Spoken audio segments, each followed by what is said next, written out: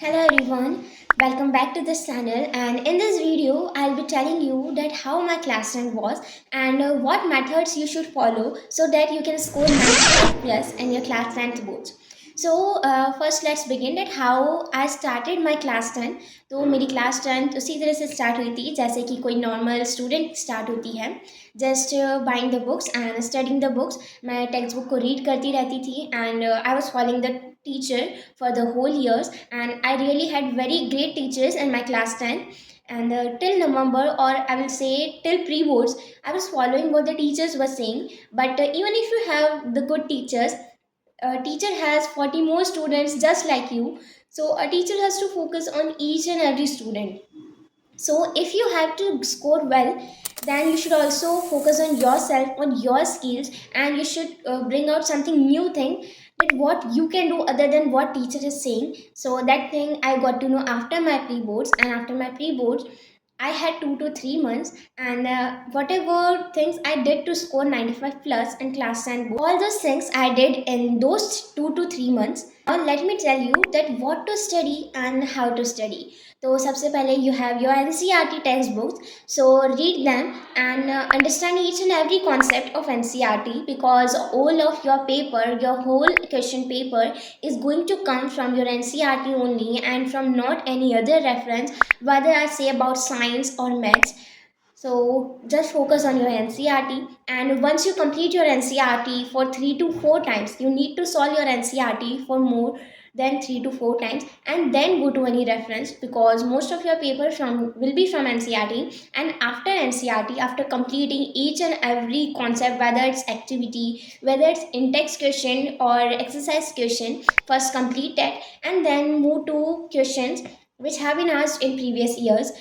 And those are the that I will say, like, it's just like a transistor that will transform your marks from average to toppers. Because if you will see your class 10th board paper, that will be based on the past year, on the past 5 to 10 years papers only, and the question won't be asked from anywhere else. Just focus on the PYQs. जैसे for example if I talk about science में भी हम chemistry subject के बारे में बात करें तो first read the chapter. once you'll read the chapter, you'll get to know about the topics, which topics are there in your NCERT, और आपको कौन से टॉपिक्स को पढ़ना है उन टॉपिक्स को पढ़िए. उसके बाद सॉल्व द टेक्स्ट क्वेश्चंस. उसके बाद सारी जो एक्टिविटीज़ गिवन है, you don't have to leave any concept of NCERT, any word of NCERT. Question can be asked from anywhere from your NCERT only. And then move to exercise question, and then try to solve more questions just like which are given in your NCERT textbook. उसके बाद आप जाइए previous year questions पे and sample papers पे. So I had solve many books, but at last the advice that I would like to give you, that you don't need to solve much more sample papers for your class 10 boards. Just pick any one, and if I share about my opinion, that I liked Oswald books a lot. I suggest you to follow Oswald books because I like them a lot. I had also I had also solved exam idea. Along with that, I had solved Arihant and Educard several sample papers. But one I will suggest you, that's Oswal only, because in that everything is given very clearly. Most of the very best PYQs, very good PYQs are given in that book, along with the solutions, diagrams. And diagrams are most important nowadays. इस type के question कि आपको इसका diagram बनाना है, इस type का question अब नहीं आते एग्जाम में. आपको उसकी लेबलिंग पूछी जाती है, लेकिन आपको हर डायग्राम को करना है. क्योंकि what actually happens in boards, if you are making a diagram and if you are presenting your answers in a well manner, that will impress the examiner and that will help you boost the mark. And this is was the strategy, and this is what the transistor that came in my class. Because still pre-boards I was following the normal average study tip, and I was presenting my answer in a very bad manner, or I will say in a simple manner.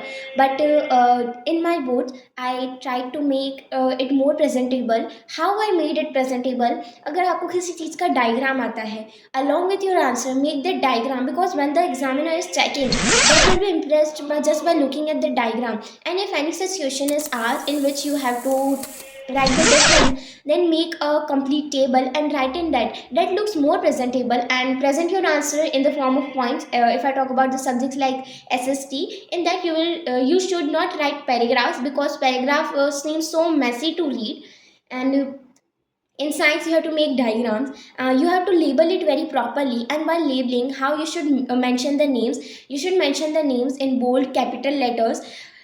There is no issue if you are writing those names in simple manner, but if you will write it in box, if you'll write it and highlight those answers, highlight those main words, that will make your answers more presentable. And presentation is most important for any exam, and for 10th boards it's really very important, so you should follow that.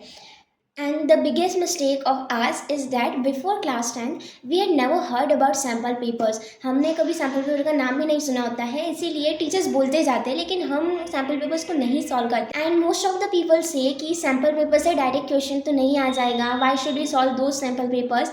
Then I'll be telling you that in my English exam, or in most of the exams in class 10th, or whether it's about class 12, most of the questions and boards are asked from those topics which whose questions are given in the sample papers itself. Even sometimes the same question which is asked in sample paper, that same question is repeated in your board exam.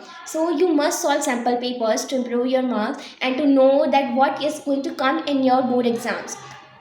And sample paper is a key to success that you must solve. Now let's talk about notes, कि आपको long notes बनाने चाहिए या फिर आपको short notes बनाने चाहिए. And I've seen most of the teachers, they keep telling the student that you should make long notes. But who will explain them कि अगर हम लॉन्ग नोट्स ही बनाएंगे, then what will be the difference between the textbook and our long notes?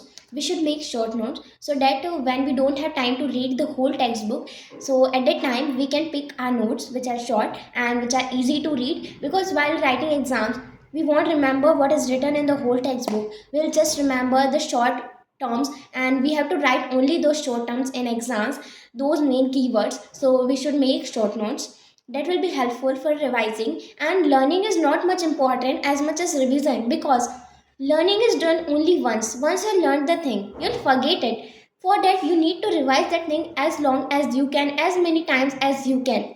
So keep revising the textbook a number of times as much as you can, and that will be very helpful.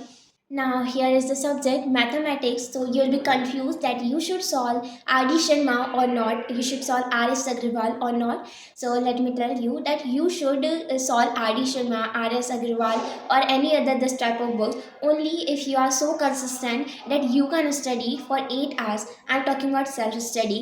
अगर आप 8 घंटे self study कर सकते हो, only then you should pick R.D. Sharma. Because R D Sharma को start तो solve करना कोई भी स्टार्ट कर सकता है, but if you have the confidence that you will also finish it, only then pick R D.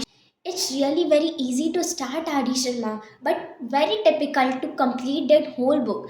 So if you are an average student and if you want to do smart work, then don't go for R.D. Sharma. That's my opinion. And after completing your NCRT, just go to PYQs of those chapters and check that if I completed this topic, which type of question is being asked in exam from this topic, and master yourself in those topics only. Don't go for a lots of topics which are given in R.D. Sharma. If you don't have any experienced teacher, why don't you be an experienced teacher yourself?